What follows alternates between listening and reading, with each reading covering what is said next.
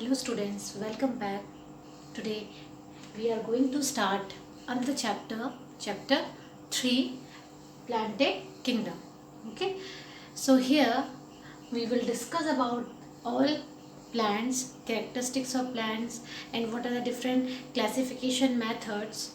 Before that, we will recall some of the points which are related with the previous one. How, as we know that we are categorizing all these kingdoms on the basis of some characteristics, isn't it? So if you will recall the previous classification on the basis of complexity, we have classified kingdom, and this kingdom was given by the R.H. Whittaker, and this kingdom we are following till today also. So what we were observing there, as we are going from lower to higher kingdom, okay, the complexity of the system will get increases. For example, if you will see here the complexity of cell, in case of Monera, we have seen that the complexity was not that much. That's why we said it is a prokaryotic cell. So as we will move upward, there will be another kingdom, that is Protista. So you have seen that afterwards, as we are going upward, the cell will become more complex. It means that now it will become eukaryotic. Okay. Now if you will go more upwards, then you will find kingdom Fungi. And what will be the cell complexity? It will be the eukaryotic cell. So like this, we are having different criteria to place all these kingdom. So let's start with the kingdom Plantae. If we will see the complexity of cell, so here if you will see how much the complex cell is, so we can say it is eukaryotic cell. And what is the meaning of eukaryotic cell? It means that it is a true one. Okay, true nucleus is present and proper nuclear membrane will be there, all cell organelles present. So this is all about the complexity of cell in case of kingdom Plantae. Now another criteria is that complexity of organism, that whether it is a unicellular or multicellular. So if you have observed in the previous kingdom, so we have seen that the unicellular organism are present at the lower one, and as we are moving upward, the organism becomes multicellular. Okay, so here also if you will see the characteristics of kingdom Plantae, they are multicellular in nature. Okay, then mode of nutrition.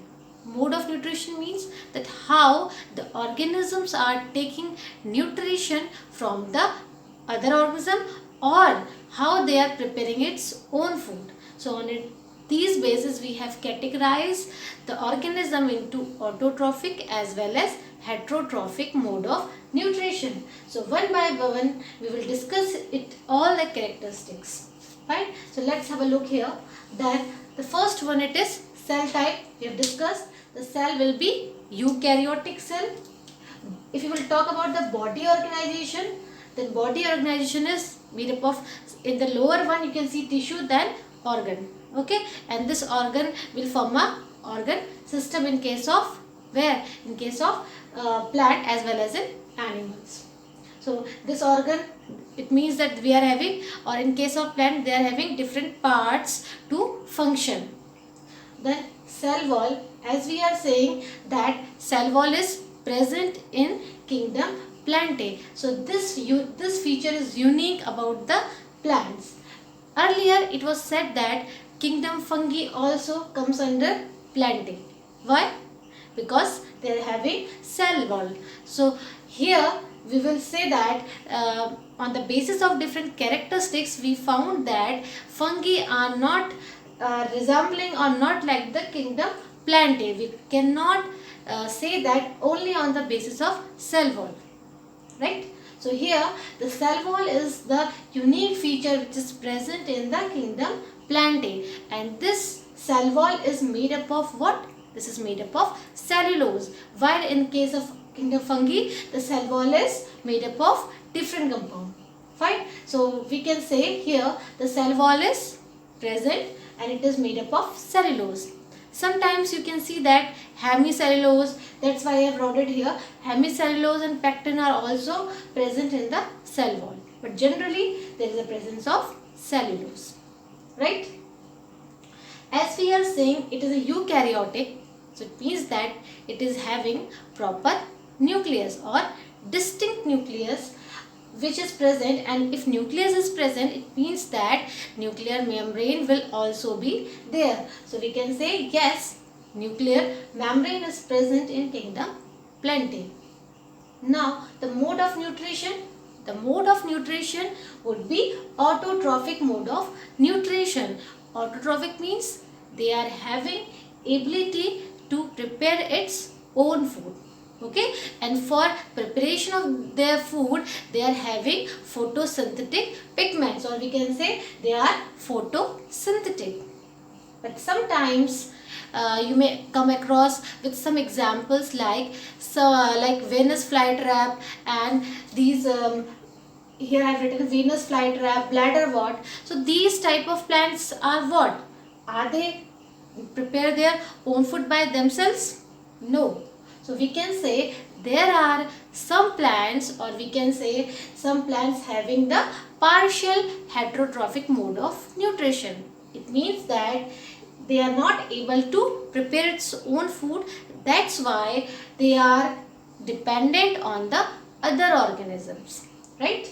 So here there is one term, partial heterotrophic. It means that the plants are dependent on the other.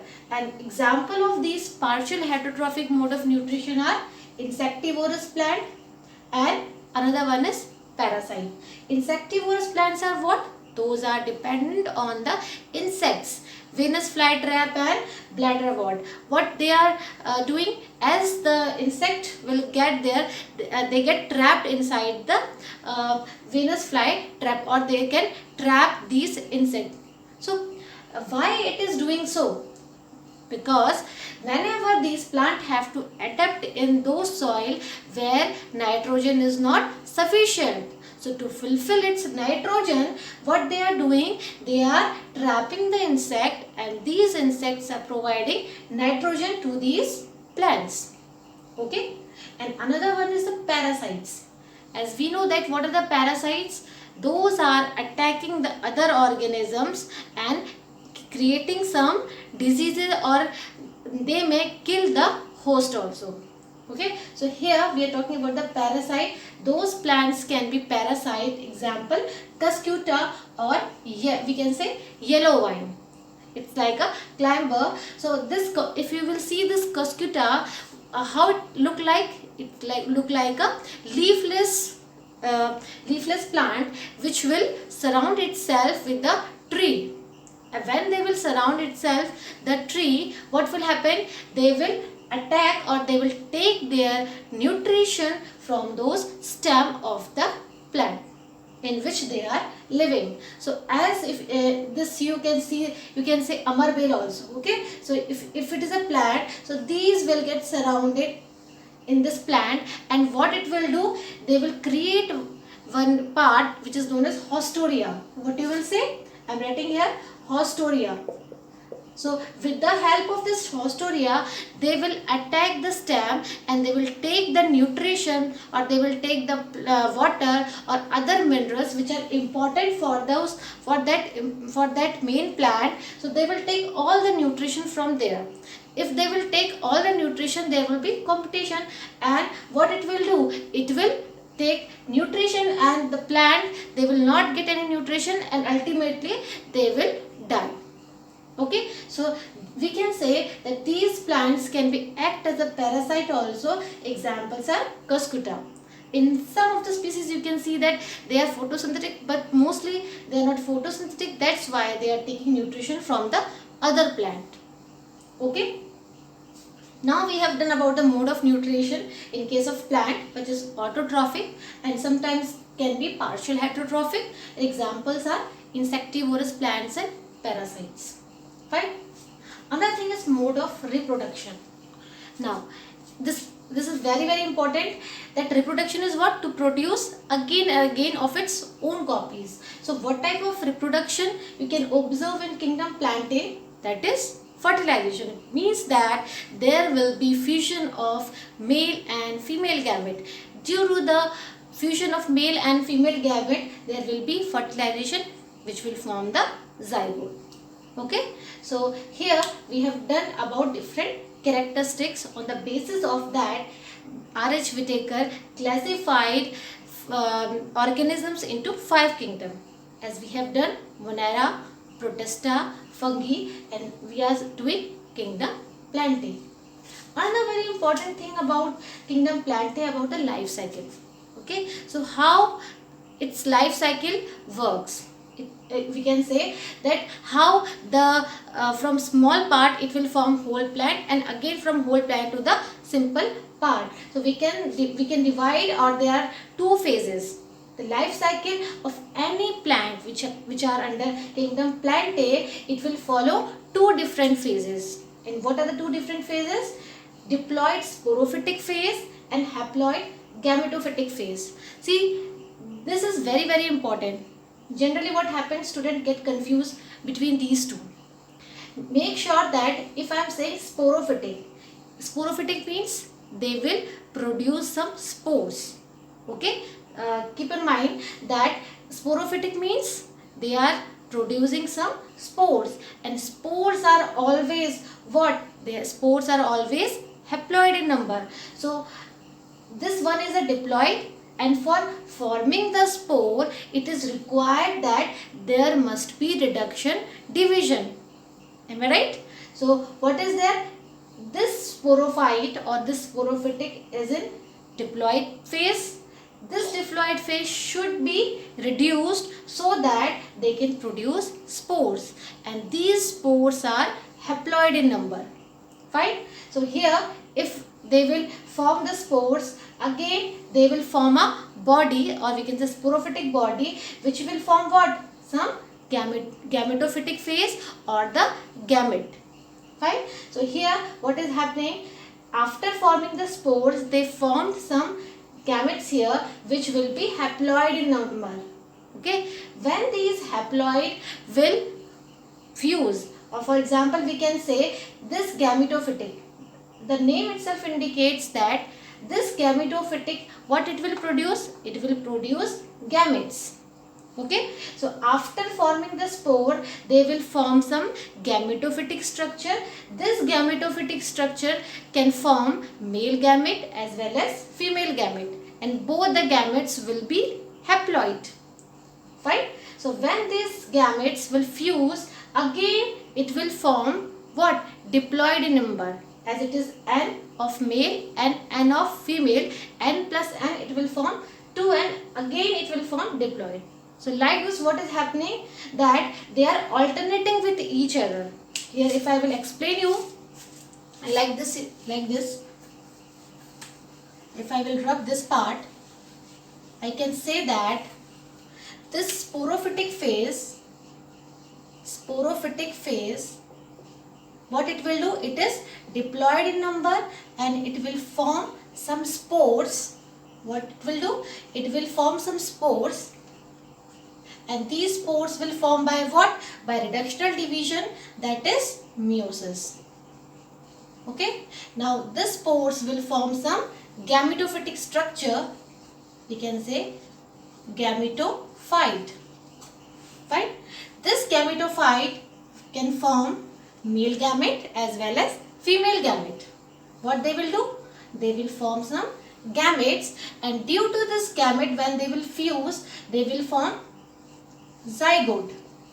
Okay, and this zygote is 2n number, and to maintain this 2n, there will be a mitosis. Okay, so here there will be meiosis, and for this again these are haploid, so again there will be mitosis. Mitosis is equational division which will retain their ploidy number. Okay, so this is known as alternation of generation.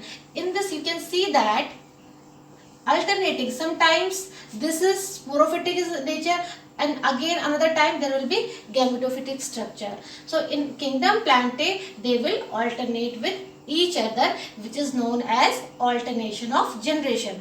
And what you will see here, sometimes the sporophytic are the free living. It means that they are not dependent on the gametophyte, and this gametophyte is not dependent on sporophyte. It may be the condition. And sometimes it happens that the sporophytic or sporophyte is dependent on the gametophyte and gametophyte is dependent on the sporophyte, vice versa. So all these situations can occur or may vary plant to plant. Okay, so in this kingdom we will study different types of plants, from Thallophyta, or we can say from algae, then Bryophyta, Pteridophyta, Gymnosperm and Angiosperm. So on all these things you will see that this cycle will be different. Sometimes it will be haplontic and sometimes it will be diplontic. Okay, and sometimes it will be haplodiplontic. So what is the meaning of haplontic?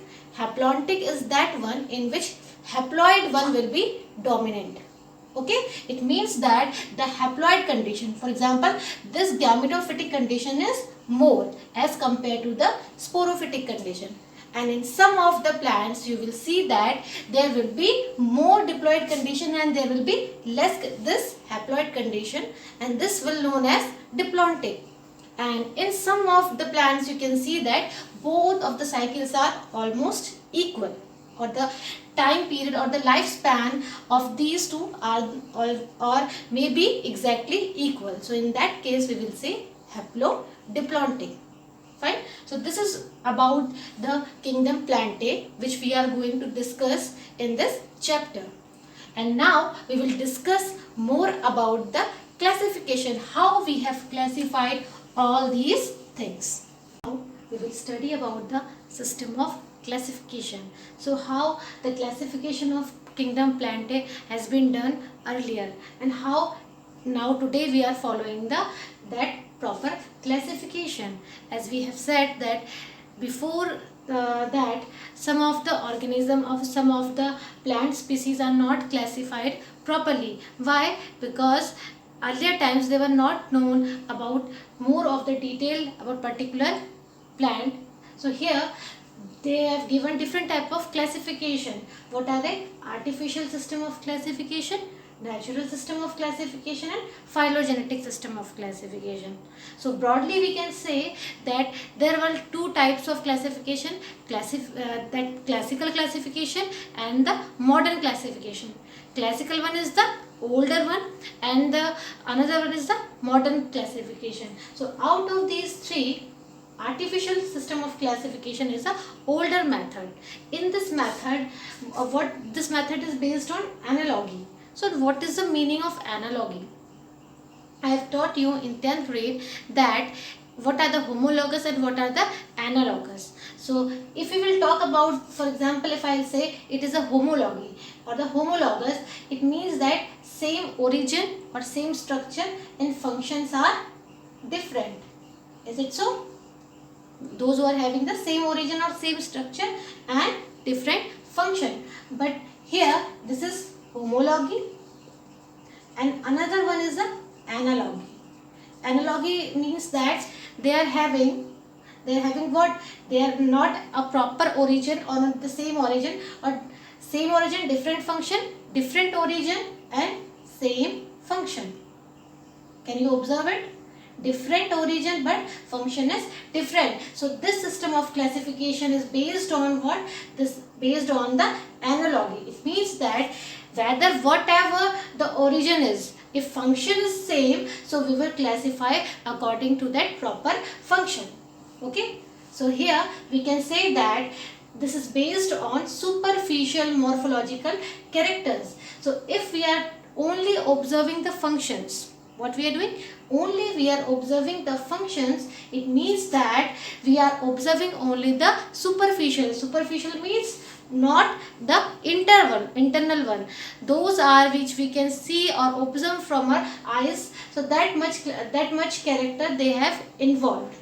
So superficial morphological character has been given or has been seen by the scientist. And what can be the morphological character? Like habit, how they are living, okay, and how they are feeding or how they are taking nutrition. So this is all about habit or habitat. Or the color, what is the color of the plant on this basis. Or what is the number, how many number of leaves are there, and how many, and what is the shape of the leaves. So on these basis scientists categorized the plants, and it is known as artificial system of classification. They have not included any other characters. It means they have not included internal structure of the plants. So what they did, they gave equal weightage to the vegetative as well as the sexual characters. It means that according to those scientists which gave the artificial system, that both are same. We cannot say that vegetative character is more or the sexual characters. It means that if we are giving more focus to the vegetative character, what is happening? We are more concerned about the outer characteristic or the morphological characteristic, and the sexual characteristics they have shown about some androecium characteristics also. So on that basis what they done, they gave equal importance to the vegetative as well as sexual characteristics. But now there will be some disadvantage of this system of classification. And what is that disadvantage? As only they have taken the morphological character, so it cannot be proper one. Maybe some changes will be there in the internal part, so that time this classification will get failed. Another one, as they gave equal weightage to both vegetative and sexual character, so we know that the vegetative characters are more influenced by the environmental condition. If environmental condition will be favorable, then the outer structure of plant, the plant will get more nutrition or they will grow more and more. If condition will get unfavorable due to environmental condition, so it will not show any characteristics which has been shown by the scientist. So we can say that the vegetative characters can be influenced more by the environmental condition, but the sexual characteristics are less affected by the environment. Maybe chance that if there will be any sexual characteristics or sexual reproduction, what happens, variations are there, and due to these variation they can adapt more and more in the unfavorable condition also. So we can say that this system of classification is not the scientific system of classification, or we cannot say it's a scientific method. Examples, as we have done, that Aristotle, what he did, he classified the plants on the basis of their morphology. As he said that plants can be classified into herbs, shrubs and trees. Is it so? This classification was given earlier. What are the herbs according to them? Those are very short heighted, they are not having woody stems, and shrubs are somehow larger or taller than the herbs, but again they are not having woody part, and trees are the more taller and they are having tough woody stems. So on the basis of the external morphology, Aristotle classified the plant into herbs, shrubs and trees. But nowadays we are not following this system because it was not scientific one. Maybe we are studying that some of the smaller plants we are studying in the plant kingdom with the another name. So in further session we will come to know that how we will go for the classification and which one is the best one. Right? Another one, natural system of classification. It is a modern system of classification. Okay, this is somehow the scientific system, or we can say there is some scientific idea. Why? Because it is based on homology. Homology means same structure or same origin and functions are different. So somehow they consider about the both characters. Okay, external character as well as internal character. They have not only focused on the outer part. Along with this, they have considered the internal structure of the plants also, and on the basis of these character they classified the plant. As we can say, Bantam Hooker. Okay, Bantam and Hooker, both the scientists, what he did, he gave classification as that he classified the seed bearing plants into 3 1. What are they? I am writing it here. What he did, he classified into 3: dicot and monocot, and between dicot and monocot he placed gymnosperm. Okay, somehow they are interrelated according to the natural system of classification given by the Bantam and Hooker. Along with this, some more examples are there. If you will see that in natural system of classification, R.H. Whittaker, okay, but he considered the evolutionary relationship also. But here in natural system of classification, they only considered the external as well as internal character of plants. And what can be the external? We know that morphology. We have discussed about these terms earlier also. Morphology of plants means that outer appearance of plants, how the plants look like. Okay, on this basis we can classify. Along with this external, he considered about the anatomy. Anatomy means internal part. When you are dissecting the flower and you can observe that what are the different characters on different plant. So on the basis of these you are classifying, or we can say comparable study. Okay, so in this classification you are going for the comparable study of number of characters. You will take number of character, and out of them you will compare that whether they are matching or whether they are resembling to each other, and on the basis of that you will classify that particular organism. Cytology is what? Again, it is a branch of science in which we are dealing with the cell part, or how the internal part of cell looks like. For example, if you will talk about the chromosome study, so it comes under the cytology. Another one is physiology, how there will be transfer or how there will be mechanism in plants, how they are taking nutrition. So all comes under physiology, functioning. Okay, ontogeny is development, how the development takes place in plants. So they have considered about the development of plant also. Along with this, they have talked about the reproduction, what type of reproduction they are following. On the basis of that also they have classified. And biochemistry means they have included biomolecules, or its composition, how these plants are made up of, what are the composition in that. So they have taken all the characters. Okay, this one is a scientific one. If here this system of classification would consider the phylogenetic, it would be the perfect one. But the only drawback of this method or this system of classification, that they have not added the evolutionary relationship. It means that they have not considered that if any plant are related or they are having common ancestry. So they have not included such type of studies in their classification. Another one is the phylogenetic system of classification. This system of classification is more acceptable. Okay, why? Because they talked about the evolutionary relationship, how the organisms are related with the previous one. As we have done that in evolution, what happens? Somehow they are resembling some character from the previous one. We have done kingdom, phylum, class, order, all these type of things.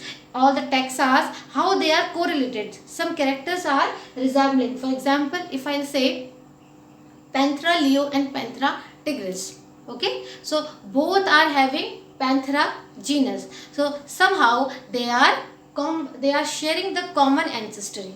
Okay, so likewise we have a common ancestor with the apes, like this. So who has said this? This system of classification, that evolutionary relationship must be considered for the proper classification, or we can say organism of same taxa.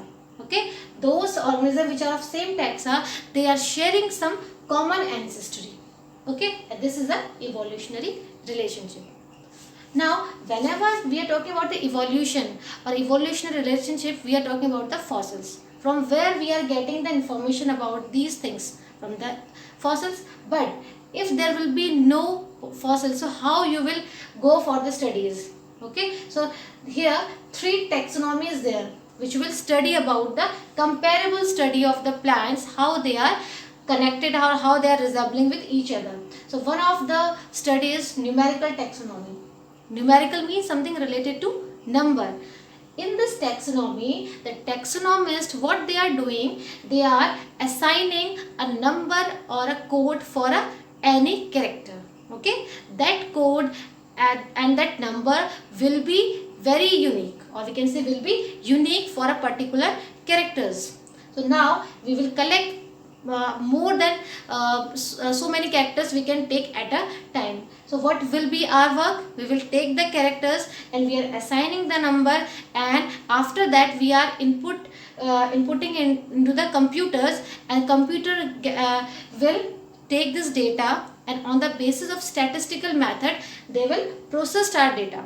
Okay, for example, if you are having 100 characters, so what it will do, it will process 100 characters and will give data that how many characters or how many plants character are matching with each other. So likewise we can say this numerical taxonomy is helpful for the classification on the basis of evolutionary relationship, and we are only using the computerized method, and this method is nowadays very popular.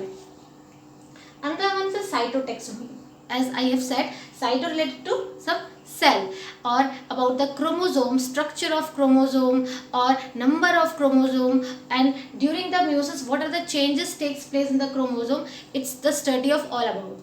So in this method the taxonomists are concerned about the cytology of the plants or about the chromosome, and they will compare that. They will take the these studies of different plants and compare that how they are relating to each other and how we can classify on the basis of these study. So we can say that cytotaxonomy is what? About the structure of chromosome or the number of chromosome, or what are the changes takes place during the cell division. Fine. Now third one is the chemotaxonomy. Chemo related to something chemical. We know that in plants they are having different constituents. It can contain different enzyme, proteins, amino acids. So on all these chemical constituents, on the basis of all these chemical constituents, we can classify the plants. We know that neem having different taste. We know that tulsi is having different smell. So on the basis of these constituents which are present in plants, we are categorizing into different one, and on the basis of their characters which are matching or which are resembling to each other, we can classify those plants. Okay, so here we have done that how the plants are classified. Okay, so in coming lecture we will study about the plants, in which we will start with the algae, and as the evolution takes place, what happens, this algae, then bryophyta, then pteridophyta, then gymnosperm, and then angiosperm. So we have to study all about it, and here we have completed about system of classification. One more thing about which we have skipped here, that botany. Botany is what? As we have done the scientific study of plants. When we are talking about the kingdom Plantae, so we are talking about all the scientific basis of plants. So here we are dealing with the botany part. Fine. So that much is there. If you are having any doubt, so you can ask anytime, and that's all for today. Thank you.